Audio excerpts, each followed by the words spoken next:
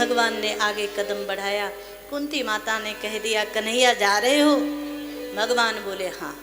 उसी समय कुंती बुआ ने कहा, जा रहे हो तो पहले मेरी एक बात सुनते हुए जाओ। भगवान बोले, बुआ जी क्या कहना चाहते हो? भगवान ने फिर चरण नीचे रखा और बुआ की ओर मुख किया। बुआ क्या कहना चाहते हो? कुंती माता ने भगवान की 26 श्लोकों में यहाँ स्तुति गाई और ऐसी स्तुति गाई है, इतने सुंदर ये 26 श्लोक हैं कि महाराज बड़े बड़े अमलात्मा विमलात्मा महात्मा भी इस चीज़ का अनुभव नहीं कर पाते जिसे कुंती माता कह रही हैं, भगवान से बोल रही हैं। महाराज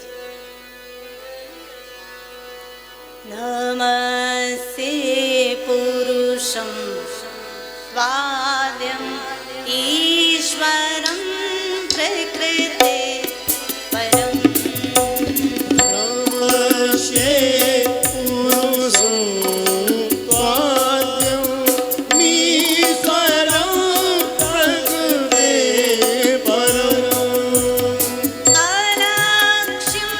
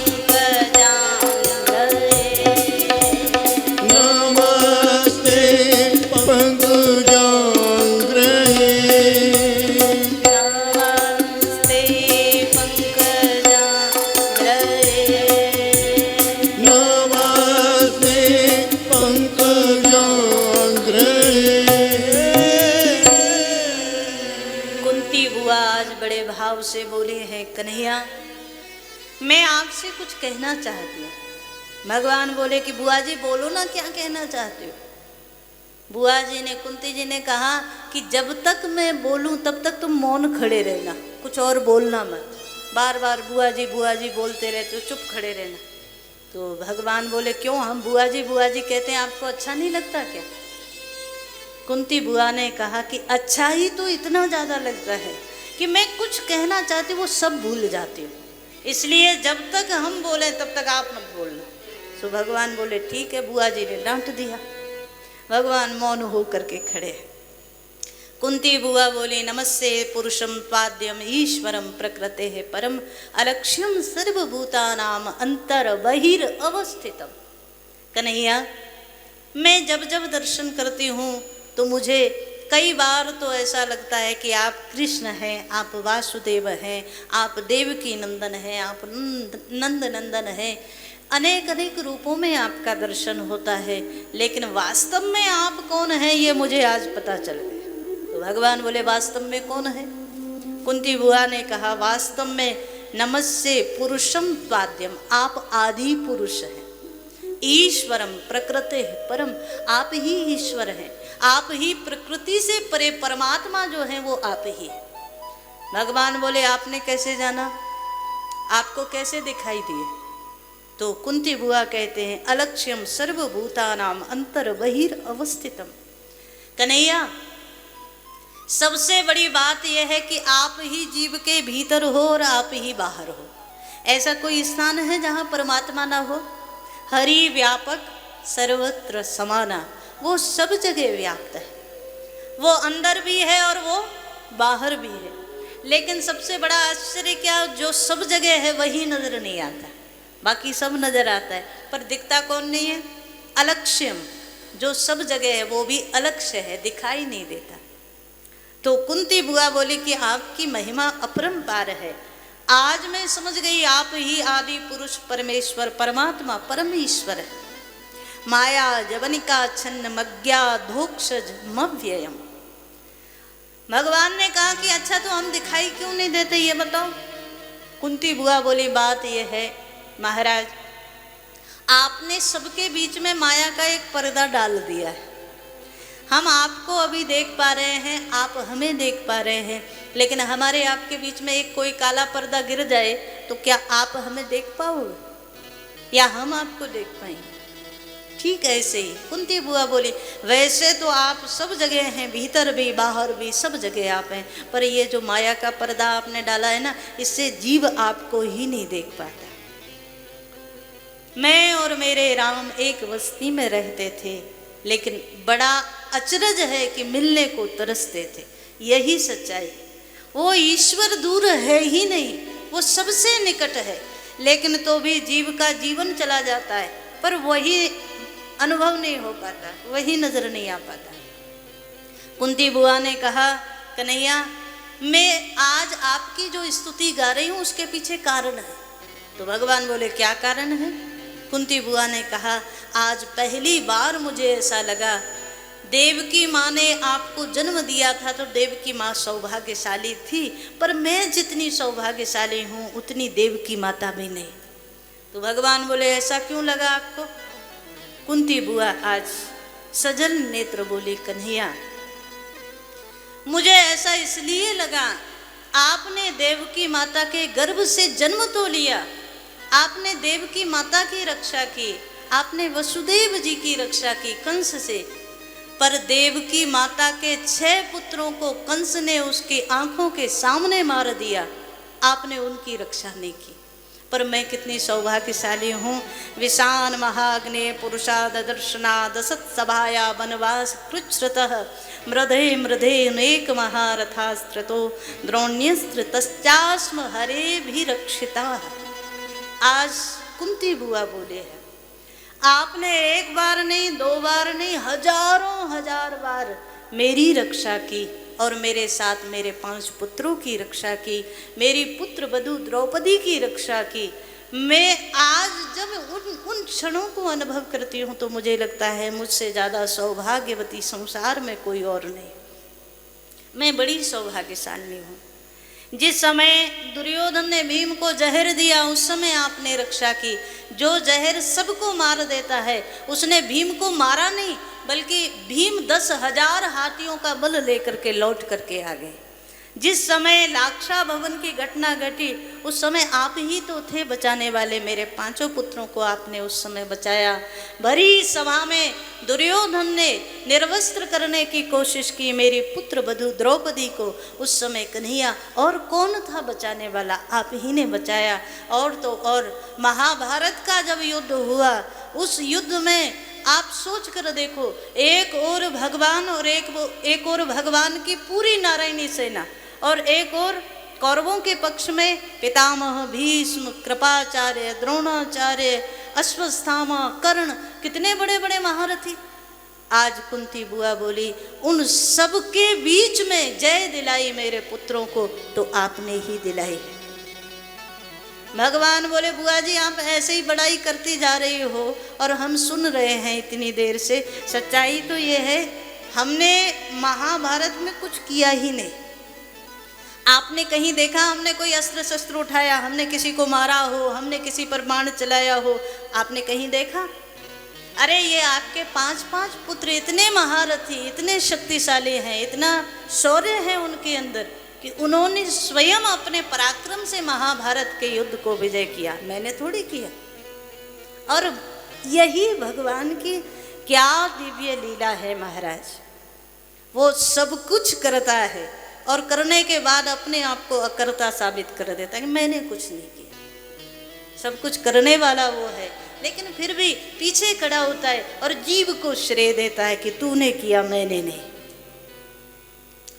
लेकिन संसारी लोग करते कुछ नहीं, पर वो कहते मैंने किया, मैं करने वाला हूँ। बस यही अंतर है महाराज। आज भगवान बोले हमने थोड़ी, ये तो आपके पुत्र महारथी थे इसलिए उन्हें विजय मिली। कुंती बुआ ने हाथ जोड़े, कन्हैया फिर एक बात और बता दो। क्या? तो कुंती बुआ ने कहा चलो एक क्षण के लिए मैं मान लूं, उस समय महाभारत के युद्ध में तो मेरे पुत्र महारथी थे इसलिए उनको विजय मिली, लेकिन गर्भ में जो बालक है क्या उसका भी कोई बड़ा पराक्रम होगा जिससे वो पुनः जीवित हो गया? भगवान के कान खड़े हुए कि जो किसी को नहीं पता वो कुंती बुआ को कैसे पता चल गए। मानो एक बड़ी बढ़िया बात। संसार से परमात्मा अपने कर्तृत्व को छुपा लेता है कि मैंने क्या किया, पर जो सच्चे भक्त होते हैं ना, जो भगवान के ही पूर्णतः आश्रित हैं, ऐसे भगवान के भक्तों की दृष्टि से भगवान भी नहीं बच सकते, वो उनको देख ही लेते हैं। तो आज कुंती बुआ ने जो अनुभव किया वो भगवान के सामने कह दिया, महाराज मैंने समझ लिया, भले ही दुनिया वालों को आपने कुछ बताया नहीं, पर मुझे अनुभव हो गया। आज उत्तरा के गर्भस्थ शिशु की आपने रक्षा की है, तो क्या गर्भ के बालक का भी कोई बड़ा पराक्रम था क्या? केवल और केवल आपने ही मेरी रक्षा की, मेरे पुत्रों की रक्षा की, मेरी पुत्र वधू द्रौपदी की रक्षा की, और आज हमारे वंश के एक बीज जो आखिरी बीज था उसकी भी रक्षा आपने की है। बार बार मैं आपको प्रणाम करती हूँ। बार बार कुंती बुआ प्रणाम करने लगी तो भगवान बड़ी जोर से हंसे। बुआ जी आज आप हमें भगवान भी कह रही हो, आज आप हमें प्रणाम भी कर रही हो, तो हमारी एक इच्छा है उसे पूरा करोगी? तो कुंती बुआ ने कहा कि कन्हैया जो आप कहोगे मैं उसे स्वीकार करूँ। भगवान ने मुस्कुराते हुए कह दिया, कुंती बुआ यदि आज आप हमें भगवान मान ही रही हो तो हम आपसे कहते हैं कि हमसे वरदान मांग लो। देखो क्या सुंदर दृश्य होगा। हम लोग मांगते मांगते नहीं थकते, हम लोगों की मांगने की लिस्ट लंबी होती है। मंदिर जाते हैं तो प्रार्थना छोटी, मांगने की लिस्ट बड़ी, ये भी दे देना, ये भी दे देना, ये भी। और कुछ भक्त ऐसे जो कभी मांगते ही नहीं भगवान से, और भगवान कहते मांग लो। कुंती बुआ से कहा मांग लो कुछ। कुंती बुआ ने कहा क्या मांगूं, आपने इतना दे दिया कि कुछ मांगने के लिए नजर ही नहीं आता। भगवान बोले नहीं नहीं आज मांगना पड़ेगा। भगवान ने बुआ को डांटते कहा नहीं नहीं आज मांगना ही पड़ेगा, मांग लो कुछ। कुंती बुआ ने हाथ जोड़े, यदि देना ही चाहते हो, यदि इतना आग्रह कर रहे हो तो एक चीज दे दो। भगवान बोले क्या? अब भगवान को तो लगा कि कोई बहुत बढ़िया चीज मांगने वाले हैं कुंती बुआ, पर कुंती बुआ ने जो मांगा वो दुनिया में और किसी ने मांगा ही नहीं। कुंती बुआ ने कहा विपदा संतु नः शश्वत तत्र तत्र जगत गुरो भवतो दर्शनम यत्स्याम अपुनर्भव दर्शनम। कन्हैया यदि आज आप मुझे कुछ देना चाहते हैं तो इतना ही दे दो, मेरे जीवन में कभी सुख आए ना और विपत्ति कभी मेरे जीवन से जाए ना। और जैसे ही बोली भगवान ने आश्चर्य से देखा, बुआ जी क्या मांग रही हो? विपत्ति जाए ना और कभी संपत्ति सुख आए ना। हम लोग क्या मांगते हैं? सुख संपत्ति घर आवे कष्ट मिटे तन का, यही मांगते हो ना। कब तक आए, कितनी आए, इसकी कोई सीमा नहीं, नो लिमिट, आती रहे बस आती रहे, हम यही मांगते। पर आज कुंती बुआ ने मांगा कि महाराज यदि देना है तो बस इतना दे दो, मेरे जीवन से कभी विपत्ति जाए ना। भगवान बोले ऐसा क्यों? अभी तक आपका जीवन विपत्तियों में ही गुजरा है, आज पहली बार सुख मिला है और आप फिर विपत्ति मांग रहे हो। कुंती बुआ बोल पड़ी, कन्हैया मुझे वो विपत्ति, मुझे वो दुख हजारों सुख से भी ज़्यादा प्रिय है जिस विपत्ति में मेरा कन्हैया मेरे साथ होता है। जब जब मेरे जीवन में विपत्ति आई, दुख आया, कष्ट आया, तब तब मैंने मन से याद किया और मेरा कन्हैया बगल में खड़ा होता था। बुआ जी बताओ क्या बात है, आज सुख मिला, आज मेरे पुत्रों को राजगद्दी मिली और आपने कह दिया बुआ जी अब हम चलते हैं। तो ऐसा सुख मुझे नहीं चाहिए जिसमें मेरा कन्हैया ही मुझसे विदा लेकर के चल पड़े। भगवान ने दौड़ करके आज कुंती बुआ को हृदय से लगा लिया। बुआ जी आप जो मांग रही हैं वो मैं आपको दे ही नहीं सकता, क्योंकि भक्तों के लिए तो मेरे खजाने सुख के लिए, आनंद के लिए खुले हैं। उनको दुख विपत्ति कहाँ से दूंगा, वो मेरे खजाने में ही नहीं है, वो मेरे पास ही नहीं, कहाँ से दूं। लेकिन आज आपने मुझसे कुछ मांगने का मुझे वचन दिया है, कुछ तो मांग लो, विपत्ति नहीं दूंगा पर कुछ तो मांगो। कुंती बुआ ने आज कन्हैया के हृदय से लगकर रो पड़ी कुंती बुआ और बोली, कन्हैया अच्छा ये नहीं दे सकते तो इतना दे दो, आज लौट कर मत जाओ और रुक जाओ। और जब कुंती बुआ ने प्रार्थना की कि रुक जाओ, कन्हैया ने तुरंत चरण पीछे कर लिया। आज सारथी को कह दिया आज जाना कैंसिल, बुआ जी का आज मन नहीं है इसलिए यात्रा कैंसिल।